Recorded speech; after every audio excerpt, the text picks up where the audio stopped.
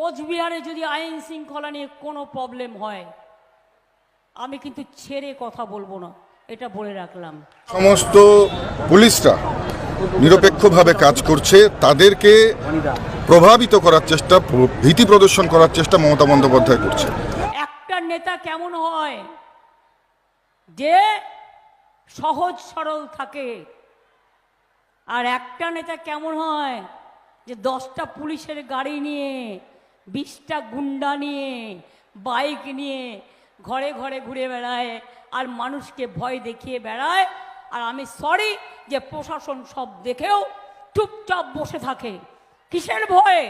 চাকরি যাবে, election commission সরিয়ে দেবে, তো 2 মাস বাদে কি করবেন? তার থেকে এখনই দিল্লি চলে যান না।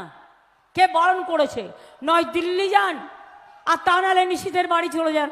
জনতা পার্টি পশ্চিমবঙ্গ